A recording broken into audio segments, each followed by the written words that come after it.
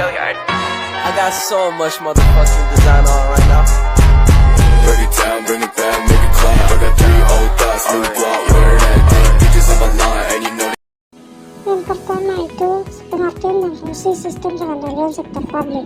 Sistem pengendalian manajemen adalah suatu proses untuk menentukan suatu sasaran agar seluruh fungsi dapat melaksanakan sesuai dengan fungsinya. Sedangkan proses pengendalian manajemen adalah proses di mana manajer di seluruh tingkatan memaksimalkan bahwa orang-orang yang mereka awasi mengimplementasikan strategi yang dia maksudnya. Adapun fungsi pengendalian manajemen yang pertama, perencanaan, koordinasi, komunikasi informasi, pengambilan keputusan, memverifikasi orang-orang dalam organisasi, pengendalian dan penilaian kinerja. Adapun tipe pengendalian manajemen yang pertama, pengendalian preventif adalah terkait dengan perumusan strategi dan perencanaan yang dijabarkan dalam bentuk program-program. Yang kedua, pengendalian operasional. Pada tahap ini, pengendalian manajemen terkait dengan pengawasan pelaksanaan program yang telah ditetapkan melalui alat berupa anggaran. Yang ketiga, pengendalian kinerja. Tahap ini pengendalian manajemen berupa analisis evaluasi kinerja berdasarkan tolak ukur kinerja yang telah diterapkan. Struktur pengendalian manajemen. Struktur organisasi termanifestasi dalam bentuk struktural pusat pertanggungjawaban. Tanggung jawab manajer pusat pertanggungjawaban adalah untuk menciptakan hubungan yang optimal antara sumber daya input dan yang digunakan dengan output yang dihasilkan dikaitkan dengan target kinerja. Input diukur dengan jumlah sumber daya yang digunakan, sedangkan output diukur dengan jumlah produk atau output yang dihasilkan. Pusat-pusat pertanggungjawaban terbagi atas 4 jenis. Yang pertama, pusat biaya adalah pusat pertanggungjawaban yang presentasi manajer dinilai berdasarkan biaya yang telah dikeluarkan. Yang kedua, pusat pendapatan adalah pusat pertanggungjawaban yang dipresentasinya dinilai berdasarkan pendapatan yang dihasilkan. Yang ketiga, pusat laba adalah pusat pertanggungjawaban yang membandingkan input dengan output dalam satu monitor. Yang terakhir, pusat investasi adalah pertanggungjawaban yang presentasinya manajer dinilai berdasarkan laba yang dihasilkan dikaitkan dengan investasi yang ditanamkan pada pusat pertanggungjawaban yang dipimpinnya.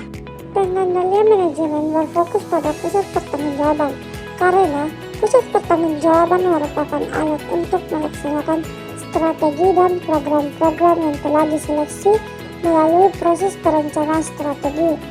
Pusat pertanggungjawaban merupakan alat yang sangat vital untuk melaksanakan dan pengendalian anggaran. Selain itu, pusat pertanggungjawaban merupakan basis pengukuran kinerja, yaitu pengendalian antara apa yang telah dicapai oleh unit organisasi dengan anggaran yang telah ditetapkan. Proses pengendalian manajemen sektor publik. Proses pengendalian manajemen pada organisasi sektor publik dapat dilakukan dengan menggunakan saluran komunikasi formal maupun informal. Saluran komunikasi formal terdiri dari aktivitas formal dalam organisasi yang terdapat. Yang pertama, perumusan strategi, perencanaan strategi, pelanggaran, operasional, dan evaluasi kinerja.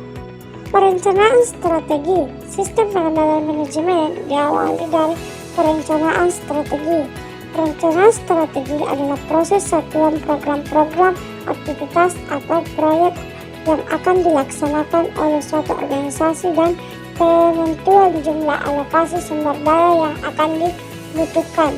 Manfaat perencanaan strategi bagi organisasi. Perencanaan strategi sangat penting bagi organisasi. Manfaat perencanaan strategi bagi organisasi yang pertama, sebagai sarana untuk memfasilitasi terciptanya anggaran yang efektif. Yang kedua, sebagai sarana untuk memfokuskan manajer pada pelaksanaan strategi yang telah diterapkan. Yang ketiga, sebagai sarana untuk memfasilitasi dilakukannya alokasi sumber daya yang optimal. Yang keempat, sebagai kerangka untuk pelaksanaan tindakan jangka pendek. Mengubah perencanaan strategi menjadi tindakan nyata. Perencanaan strategi bukan merupakan hasil akhir yang final. Perencanaan strategi perlu ditranslasikan dalam bentuk tindakan-tindakan konkret. Perencanaan strategi harus didukung oleh beberapa hal. Yang pertama, struktur pendukung baik secara manajerial maupun political will. Yang kedua, proses dan praktik implementasi di lapangan. Yang terakhir, kultur organisasi. Penganggaran. Tahap penganggaran dalam proses pengendalian manajemen sektor publik merupakan tahap dominan.